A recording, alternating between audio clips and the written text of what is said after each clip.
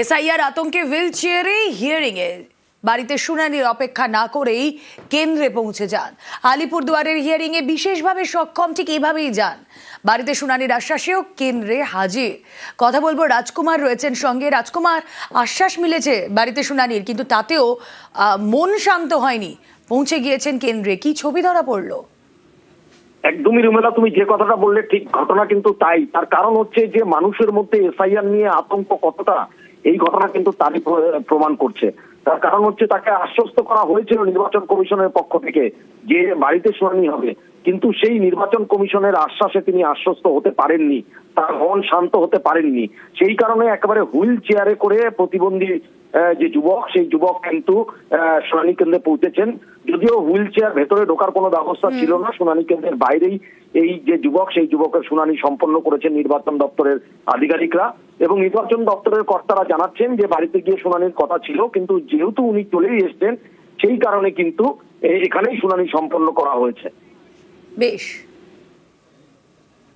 আগে তো বাবুরহাটে পড়েছিল, বাবুরহাটে তো যাওয়া মুশকিল ছিল। কালকে বিএলও বললো যে আমাদের লোকালে যে হবে, যেহেতু লোকালে আসতে পারবো। বিএলও কে বলেছিলেন, বিএলও আসতে বলছে, তোমরা যাইও, ডকুমেন্ট সাবমিট করতে হবে। প্রতিবন্ধীদের বাড়িতে করার কথা ওনাদেরকে বলা হয়েছিল, ঠিক আছে?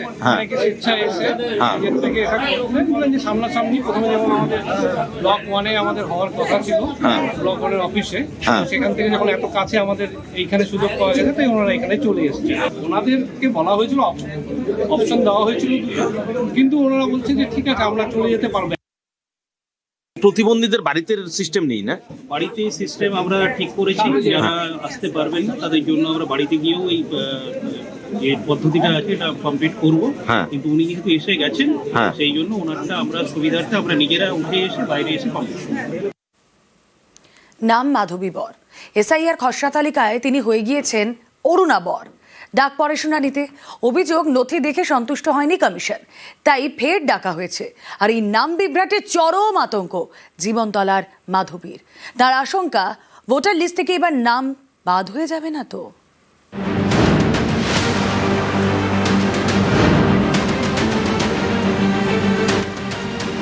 মাধবী বর দক্ষিণ 24 পরগনার জীবনতলার বাসিন্দা। প্রায় 29 বছর ধরে এটাই তাঁর ঠিকানা। এসআইআর খসড়া তালিকায় মাধবীর নাম হয়ে গিয়েছে অরুণা। এতেই তৈরি হয়েছে আতঙ্ক। খুব আতঙ্কের মধ্যে আছি, কারণ যেহেতু কাগজ আমার হয়নি, এখনো কাগজ করতে পারিনি। খুব সমস্যার মধ্যে আছি, কাগজপত্র দিয়েও হচ্ছে না। কি হবে এরপরে নিজেও জানি না, নামটা না উঠলে। জীবনতলা থানার দেউলি 2 নম্বর গ্রাম পঞ্চায়েতের বুনিয়া। এখানকার বাসিন্দা মাধবী বর। তার স্বামী অশোক বর ছিলেন তৃণমূলের পঞ্চায়েত প্রধান। বছর 3 আগে অশোক মারা যান। তাদের একমাত্র মেয়ের বিয়ে হয়ে গিয়েছে। তারপর থেকে একাই থাকেন মাধবী। তার আধার কার্ডের নাম মাধবী। ভোটার কার্ডে মাধবী হয়ে গিয়েছে মাধাবী। সম্প্রতি তিনি এসআইআর ফর্ম ফিল আপ করেন, সেখানেও নাম ছাপা ছিল মাধাবী। কিন্তু খসড়া তালিকায় মাধবী হয়ে গিয়েছেন অরুণা। তবে স্বামীর নাম এক, অশোক বর, কিন্তু সেখানে লেখা নেই মাধবীর এপিক নাম্বার। মাধবীকে ডাকা হয় হিয়ারিং এ। তার দাবি, তার দেখানো নথিতে সন্তুষ্ট হতে পারেননি কমিশন, তাই ফের ডাকা হয়েছে। এর জেরে আতঙ্কে মাধবী। নাম ভুল আসার কারণে আমি কাগজপত্র জমা দেওয়ার ফলেও আমার কিছু হচ্ছে না। আমি তো এখানকার জেনুইন ভোটার, কিন্তু আমার আসেনি। আজকের আমি 29 বছর এখানে বসবাস করছি। তারপর ওনারা ফেরত দিয়েছেন আমাকে। এতে ডাকা হয়েছিল, হিয়ারিংয়ে ডাকা হয়েছিল, সেখানেও ওনারা নেননি। আবার ওনারা আর একটা কাগজ বলেছেন, সেখানে ছোটাছুটি করলাম, কিন্তু সেখানেও ওনারা ডকুমেন্টস দিতে পারছেন না। 26 বছর আগের ডকুমেন্টস দিতে পারছেন না। তার জন্য আমি কি করব? আমাদের এখানকার ওই অনেক দিনের বাসিন্দা। এখানে ওনার স্বামী প্রধান ছিল, প্রধানই করে গেছে, কোনো ভুলবশত কাগজপত্র হয়, নাম নেই, নাম ঠিক করতে হবে। কি করে কি করা যায়? কাগজপত্র নেই বলে উনি আমাদের বৌদি, ওনার কাগজপত্র নেই বলে আমাদের সত্যিকারই আতঙ্ক।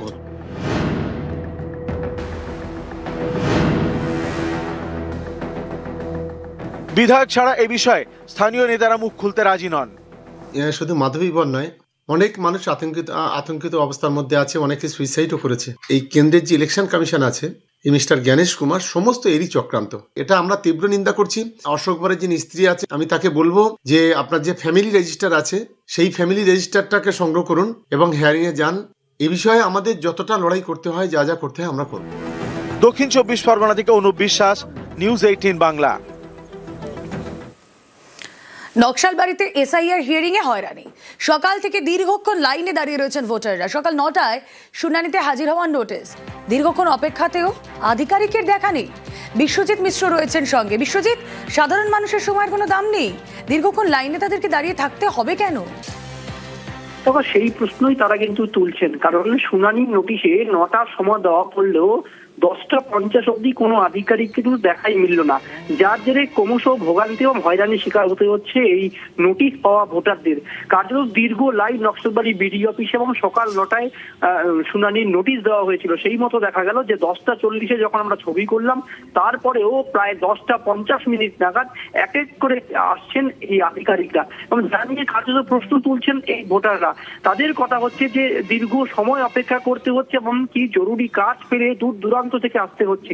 এই অবস্থায় যদি প্রশাসনিক আধিকারিকরা সঠিক সময়ে পালন না করেন, তাহলে সাধারণ ভোটারদের অবস্থা কি হবে, জানিয়ে কার্যত রীতিমতো ক্ষিপ্ত হন ভোটাররা। পরবর্তীকালে আধিকারিকরা ঘটনাস্থলে পৌঁছান এবং পরবর্তীকালে হিয়ারিং পর্ব কিন্তু শুরু হয়। কিন্তু প্রশ্ন একটাই উঠছে যে সময়ে যে বিধি তা কিন্তু নির্দেশ পালন করছেন না কেন আধিকারিকরা, জানিয়ে কিন্তু যথেষ্ট প্রশ্ন উঠতে শুরু করেছে।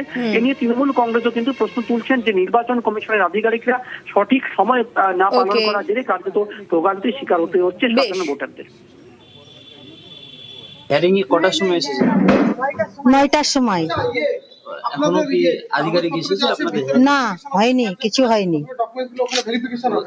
প্রায় তো 2 ঘন্টা হতে চলল। হ্যাঁ, 2 ঘন্টা হতে চললো তো, এখনো তো আসেনি। এখানে ডাকছে হিয়ারিং এর জন্য।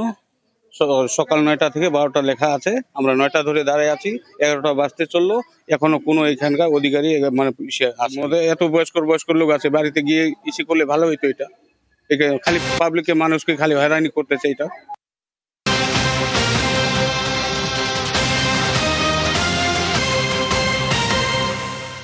কর্মী ছাঁটাইয়ের প্রতিবাদে বিক্ষোভ, কৃষ্ণনগর পুরসভার সামনে অস্থায়ী কর্মীদের বিক্ষোভ। পুরসভায় কর্মরত প্রায় 1,500 অস্থায়ী কর্মী, আর অস্থায়ী কর্মীদের পুরো বেতন 66 লক্ষ টাকা। আগে শতাধিক কর্মীকে ছাঁটাই পুর কর্তৃপক্ষে। কর্মী ছাঁটাইয়ের প্রতিবাদে এই বিক্ষোভ চলছে। সমীর রুদ্র রয়েছেন সঙ্গে। সমীর, গতকাল থেকে কিন্তু বিক্ষোভ শুরু হয়েছে, কারণ গত 31শে ডিসেম্বর রাতে হঠাৎ পৌরসভার কর্মীরা জানতে পারেন যে তাদের পৌরসভা থেকে ছাঁটাই করা হয়েছে এবং কিছুদিন আগেই কিন্তু এই কৃষ্ণনগর পৌরসভায় প্রশাসন পাঠানো হয়েছে এবং তার নির্দেশ ক্রমেই কিন্তু প্রথমে 106 জন কর্মীকে ছাঁটাই করা হয় এবং পরবর্তীকালে গত 31শে ডিসেম্বর রাতে 272 জন কর্মীকে অস্থায়ী কর্মীকে ছাঁটাই করা হয় এবং এই পরিপ্রেক্ষিতে কিন্তু এখনো পর্যন্ত কৃষ্ণনগর পৌরসভায় বিক্ষোভ চলছে অস্থায়ী কর্মীরা। ওকে, আমাদের যে কনজারভেন্সি ডিপার্টমেন্ট তাদের কোনো রকম চিঠি বা নোটিশ না দিয়ে বসিয়েছে এবং আমাদের যারা অফিস স্টাফ আছে তাদেরও চিঠি বা নোটিশ না দিয়ে বসেছে এবং এরা শুধু দীর্ঘদিন ধরে কাজ করে পৌরসভায়, 30 বছর, 32 বছর, 28 বছর, 25 বছর, এদের ইপিএফ কাটে। কি কারণে আমাদের মাননীয় এসডিও সাহেব বসালেন তার আমরা জবাব চাই। আমাদের যতক্ষণ পর্যন্ত কাজে না ফিরিয়ে দেবে আমরা ততক্ষণ অবস্থান থাকবো।